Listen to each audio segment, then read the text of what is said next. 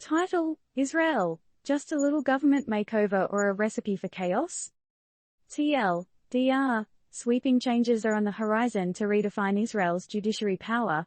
While officials say it's just a touch-up, protesters are calling it a move towards autocracy. The 411 on the overhaul. So, what's this overhaul everyone's chattering about? Netanyahu and his squad are pushing for a package they claim is all about handing power back to elected peeps. But some critics are side-eyeing this, saying it's more of a power grab because of political beef and personal grudges.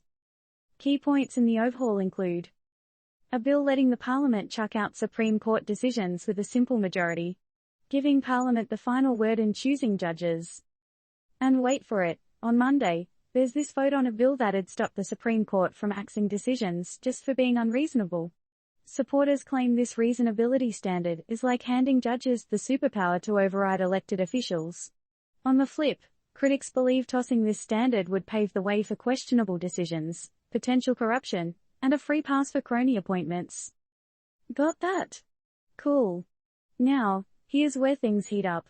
Some protesters suspect that this whole law change shindig is a sneaky play by Netanyahu and crew to appoint their pals into top positions, especially booting the country's independent attorney general. Why is that a big deal? Some view the attorney general as the last line of defense against this overhaul.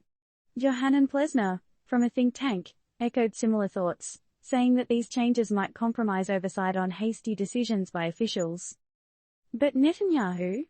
He's brushing off the critiques, stating it's all a misunderstanding and a baseless claim. What's with all the protests? Ever since Netanyahu's government popped the lid on these plans in December, the streets have been ablaze with protests.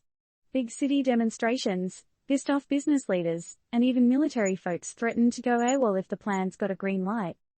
In response to the upheaval, Netanyahu hit pause in March, and chit-chatted with the opposition.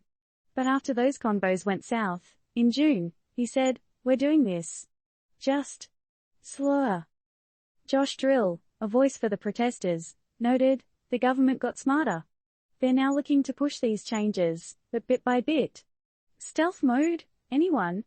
As the pieces of this overhaul become law realities, the protests aren't slowing down.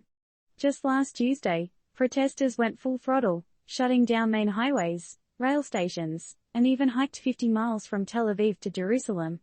Talk about commitment. Why the fierce defense of the judiciary? The Israeli judiciary is kind of like the ultimate power checker in a system where the executive has a big say. Think of it as the protective big sibling in a family dynamic. In Israel, unlike the US, the Prime Minister and his coalition in parliament are super tight.